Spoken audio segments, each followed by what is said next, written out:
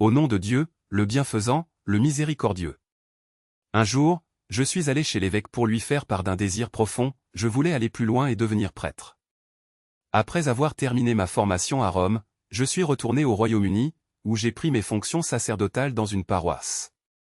Ce fut une période unique, pleine de sens. J'ai travaillé aux côtés de personnes admirables et j'ai eu l'honneur d'être accueilli dans des moments intimes de la vie d'autrui, bénir des enfants, célébrer des mariages, confesser, dire des messes, rendre visite aux malades et même être appelé à l'aube pour oindre une mère mourante.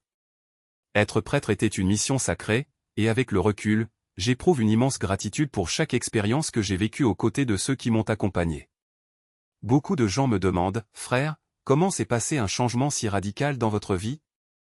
Vous suiviez un chemin et tout à coup vous avez pris une autre direction. Mais je ne vois aucune rupture. Quand je réfléchis à ma trajectoire, je vois une ligne continue, un but qui a toujours été là.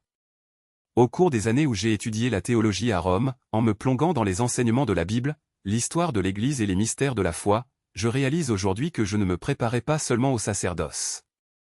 En fait, j'étais façonné pour ce moment, pour être ici, devant vous, pour parler de l'islam. Parce que tout cela faisait partie d'un plan divin, élaboré par Dieu depuis le début, pour que je trouve le chemin qui m'amènerait ici. Mais comment en suis-je arrivé là? Pourquoi ai-je quitté le sacerdoce? Ce n'était pas dû à un mécontentement à l'égard de l'Église. Au contraire, j'étais heureux en tant que catholique et je n'avais jamais prévu d'abandonner ma foi. Cependant, Dieu, dans son infinie sagesse, nous guide de différentes manières. Certains sont touchés par la beauté d'un lever de soleil, d'autres par l'émotion d'un sport, de la science ou des paroles sacrées du Coran. Dans mon cas, il a parlé directement à mon cœur. En tant que prêtre, je savais que le célibat faisait partie de l'engagement, mais la solitude devenait insupportable. Ce fut une décision douloureuse mais nécessaire, j'ai quitté le sacerdoce, pas l'Église. Et quitter ce chemin, c'était comme faire face à une perte écrasante, un mélange de chagrin, de séparation et de désespoir, comme si tout autour de moi s'effondrait. J'avais besoin de quelque chose pour me réconforter, alors j'ai décidé de prendre des vacances. Le problème? Je n'avais pas d'argent. C'est alors qu'en cherchant sur Internet, j'ai trouvé l'option la moins chère, un voyage en Égypte. Je n'y étais jamais allé, je ne connaissais presque rien du pays, le sable, les chameaux, les pyramides et les musulmans. Dans ma tête, tout ce que je savais devenait de la télévision, des images de violence, des mains coupées, des attentats suicides, des femmes opprimées. J'ai pensé, est-ce que c'est sûr?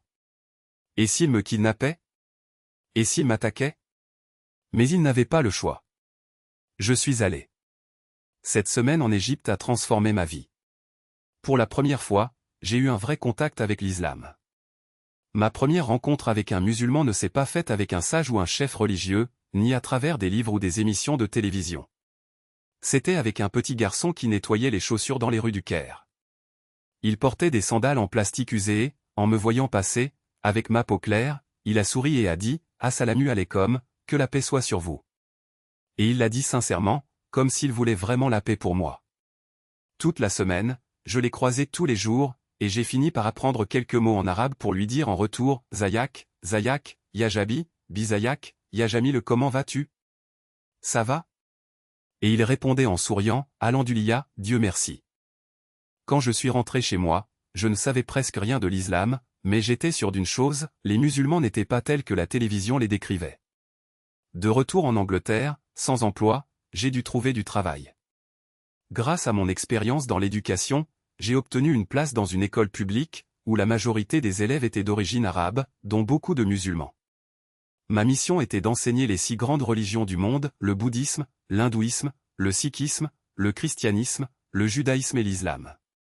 J'avais une bonne compréhension du christianisme et une certaine connaissance du judaïsme, mais les 4 autres étaient un mystère pour moi. Pour enseigner l'islam à ses étudiants, je devais étudier tous les soirs. Et plus je lisais, plus j'étais enchanté par ce que je découvrais. Au fil des mois, quelque chose d'étrange a commencé à se produire. Lorsque j'ai mentionné le nom du prophète Mahomet, que la paix soit sur lui, mes yeux se sont remplis de larmes. Ou bien, lorsque j'expliquais un enseignement, je sentais une boule dans ma gorge, que je dissimulais rapidement. Après tout, c'étaient des élèves difficiles et je ne pouvais pas montrer de faiblesse. Quand le Ramadan est arrivé, ils sont venus me voir et m'ont dit « Maître, nous n'avons nulle part où prier. votre chambre est la seule de l'école avec un tapis et un lavabo. C'était vrai. Ils avaient besoin d'un endroit pour faire leurs ablutions et prier. Ils m'ont demandé s'ils pouvaient utiliser ma chambre et j'ai accepté. Ce n'était pas seulement une gentillesse, cela faisait partie d'un voyage plus vaste. Pendant le Ramadan, ils priaient pendant que je corrigeais les examens et préparais les cours. Mais petit à petit, j'ai commencé à les remarquer. J'étais intrigué, que font-ils maintenant? Et maintenant? J'ai secrètement cherché sur Internet et mémorisé les mots arabes qu'ils récitaient. À la fin du mois sacré, je savais déjà prier. Ces étudiants m'ont tout appris. Et ce n'était pas seulement ça.